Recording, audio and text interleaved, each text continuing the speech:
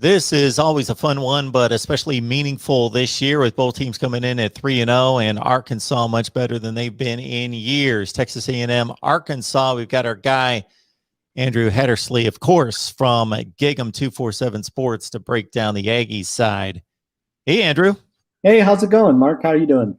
I'm doing well. What's going on? Oh, doing great. Now SEC play is finally here, so time to finally get going here and find out about everybody. This is a game that I always try to make space to watch it.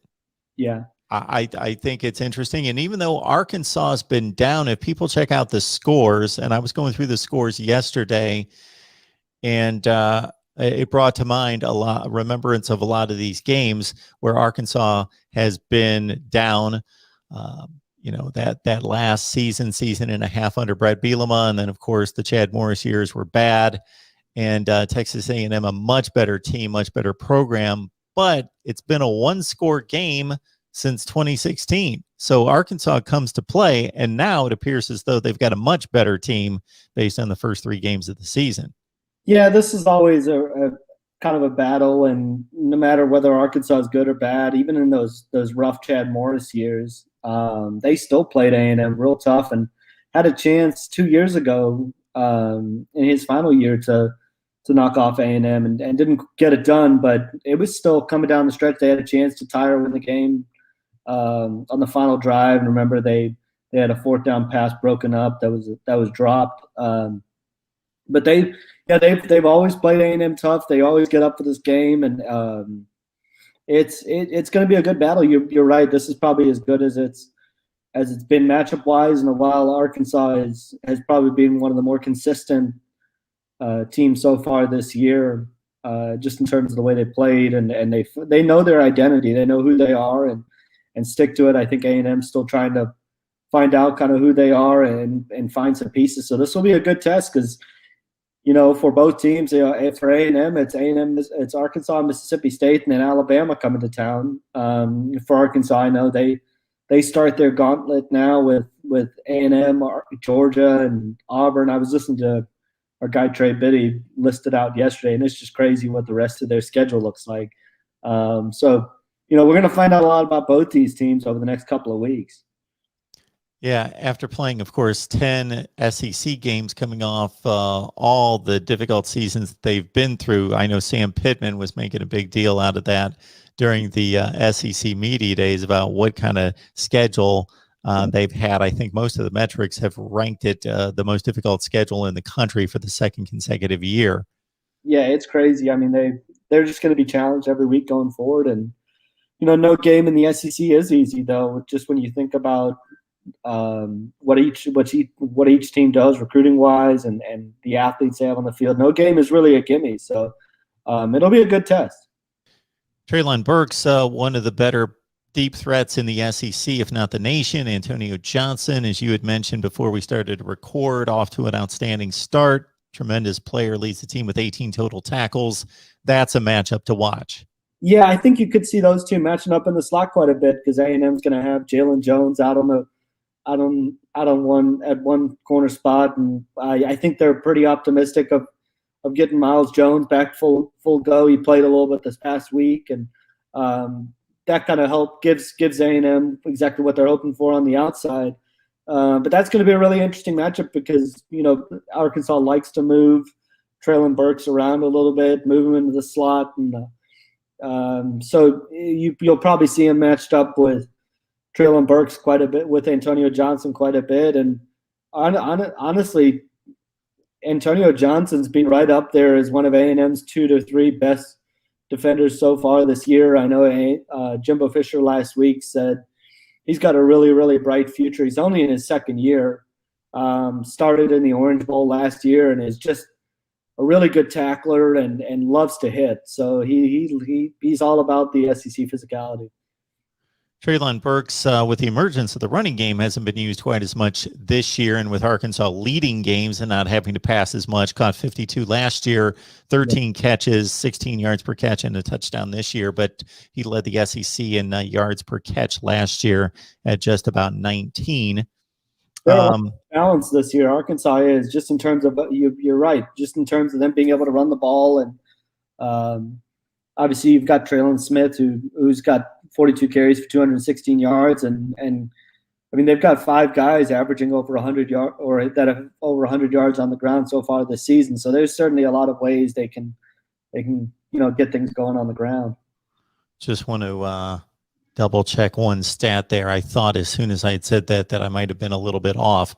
Traylon Burks did catch 52 passes last year. I was right about that. Now I double check myself. 16 yards per catch, not 19. I believe I was speaking of Mike Woods, who left as a transfer to Oklahoma, who was the deep threat at 19 yards per catch that led the SEC last year. All right, got Andrew Hattersley on the line, as we always do, to talk Texas A&M football. Check out Andrew's work at Gig'em 247 Sports. And big game coming up this weekend, of course. Arkansas 3-0, Texas A&M 3-0. Both teams step in SEC play for the first time. Yeah. And, we set up this matchup in the passing game with Arkansas throwing the ball to Traylon Burks. But this is going to be a man's game. Arkansas took on Texas, and Texas was coming off a 3-score win against what we think is a really good Louisiana team.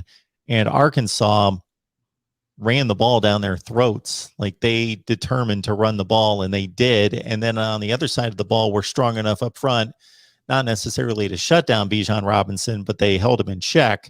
And it was a pretty impressive physical performance on both sides of the ball from this Arkansas team. Yeah, this is going to be – I think this game's going to come down to who wins in the trenches. And, A&M's got a really, really good defensive line, playing pretty well right now. Michael Clemens is off to a great start. Jaden Peavy has really kind of been solid in the middle as a senior leader there. And this past week they got back McKinley Jackson, and so he kind of helps just in terms of the run game and what they're able to do defending the run. He's just a really physical presence inside, and make no mistake about it, Jimbo Fisher's talked about it this week, that this is going to be big boy ball against Arkansas, and I think that's been the message that he's hammered home to his offensive line specifically. I think he kind of mentioned this last week. You've got to be able to move people. It's fine and well to get a hat on the hat and do all that, but you've got to be able to move people, and you've got to play physical. And I think that's been his biggest message to his offensive line this week is you've got to get kind of aggressive, you got to get nasty, and you got to be able to move people in the run game. And then some of those finer technical points he was talking about, maybe you're a foot off on a block, or you're kind of not quite getting around the edge like you need to. But Arkansas's defensive line is going to challenge A&M, and they've got to be able to run the ball on Saturday. And I think if whichever team, because if you're A&M defensively, your hope is to be able to, and I think this would go for Arkansas too, is to force KJ Jefferson into being a passer. And I think Arkansas is trying to do the same thing to keep the game in the hands of Zach Calzada and force him to make plays with his arm. And on A&M side, you're trying to shut down that running game and force KJ Jefferson to beat you with his arm, because we know he can beat you with his legs. But I think that's the strategy for A&M going into this week, and it starts with winning the line of scrimmage, stopping the running game, and forcing them to be one-dimensional.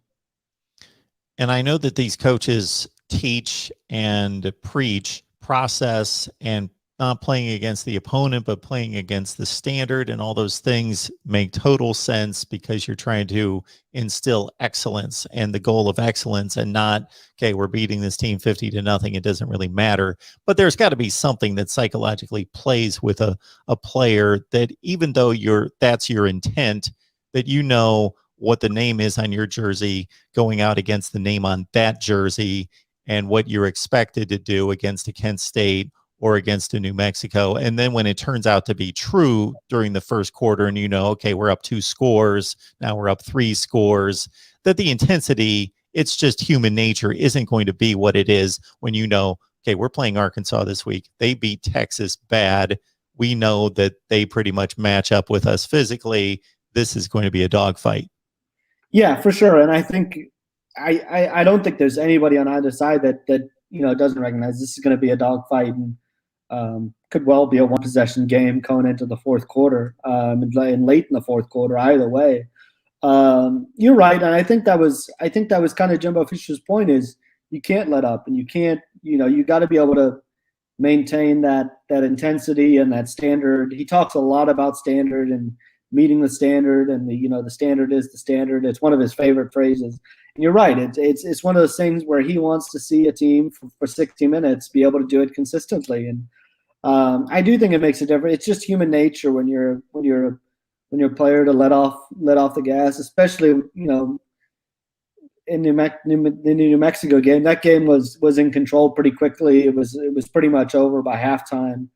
And so you're right. I mean, you just want to see them play with a standard, with a consistency, and I think that's what Arkansas has done. To this point, other than that first half against Rice, has played to a standard and played consistently, played physical. They know exactly who they are.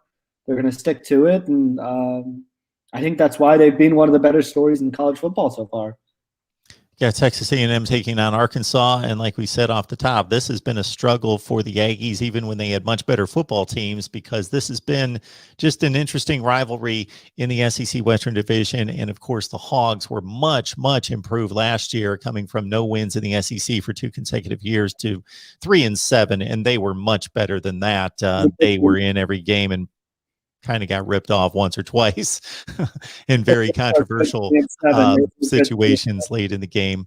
And they're even better, it appears, this year based on the one big test against Texas. And much like we talked about with Texas A&M playing inferior foes, Arkansas went out and beat down, at least in the second half with Rice, and pretty much start to finish against Georgia Southern, teams that over the last 5 or 6 years they've struggled with and lost to the likes of Western Kentucky and Toledo and Colorado State. And those days seemingly are gone, and Arkansas football's back and climbing up the SEC.